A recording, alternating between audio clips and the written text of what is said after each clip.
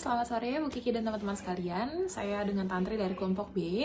Kita hari ini mau menjelaskan bagaimana penerapan penggunaan bahasa formal dan informal di tengah-tengah perkembangan informasi dan teknologi yang begitu cepat. Nah, sebelumnya kita harus memahami dulu apa itu bahasa. Jadi kalau dari yang bisa saya kutip dari Plato, bahasa itu adalah pernyataan pikiran seseorang dengan perantaraan onomata atau nama benda dan remata atau ucapan yang merupakan cermin dari ide seseorang dalam arus udara lewat mulut. Atau juga bisa dari, menurut Bill Adams, definisi bahasa itu adalah suatu sistem pengembangan psikologi individu dalam sebuah konteks intersubjektif. Nah, fungsi bahasa ini sendiri itu sebenarnya bisa menjadi alat berinteraksi antar sesama manusia. Lalu juga bisa sebagai alat untuk berpikir, lalu juga menyalurkan kepercayaan antar sesama masyarakat, ya, karena dengan komunikasi tadi. Dan juga sebenarnya bisa juga menjadi metode pembelajaran pada lingkup bahasa itu sendiri. Nah, di sini kalau dari yang kita tahu, untuk bahasa formal itu memiliki beberapa karakteristik atau beberapa ciri-ciri ya. Namun yang bisa saya rangkum itu adalah bahasa formal itu harus memiliki SPOK yang jelas. Jadi strukturnya itu harus subjek, predikat, objek, dan keterangan. Lalu juga menggunakan kata-kata yang baku, seperti yang udah kita tahu, nggak mungkin ya bahasanya itu menggunakan bahasa kayak yang saya bicarakan sekarang nih, karena kata-kata saya itu banyak banget yang nggak masuk di KBBI mungkin.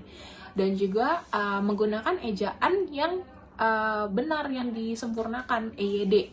Nah, ini juga yang harus terdaftar di KBBI. Jadi sebenarnya tuh untuk bahasa formal ini agak sedikit lebih rumit untuk penggunaan sehari-hari, tapi itu penting untuk kita pelajari. Karena gimana pun juga kita sebagai bangsa Indonesia, sebagai warga negara Indonesia pasti harus tetap memahami bahasa-bahasa informal dan bahasa formal itu sendiri.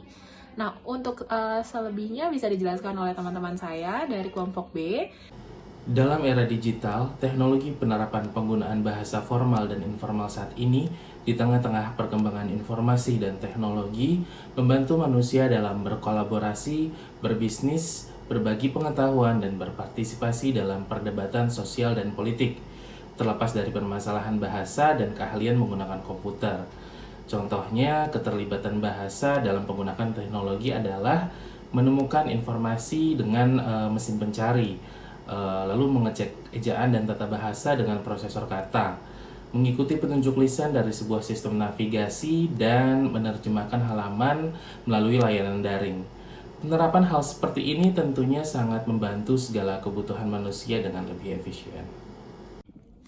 Kekurangan yang masih ada dalam perkembangan teknologi bahasa yang sekarang adalah penggunaan pendekatan statistik yang tidak tepat, serta pengetahuan dan metode linguistik yang tidak diterapkan lebih mendalam. Selain itu, popularitas aplikasi media sosial seperti Twitter, Facebook mengusulkan adanya kebutuhan teknologi yang lebih canggih, yang dapat memonitor postingan, menyimpulkan diskusi, menyarankan tren, atau mengidentifikasi pelanggaran hak cipta. Sebagai penutup, menurut pandangan dari kelompok kami, penggunaan bahasa formal dan informal harus lebih ditekankan lagi. Dan juga, setiap orang yang menggunakan bahasa tersebut harus mengetahui penempatan waktu yang tepat dalam menggunakan bahasa tersebut. Sekian vlog tentang penggunaan bahasa formal dan informal dari kelompok kami. Atas perhatiannya kami ucapkan terima kasih.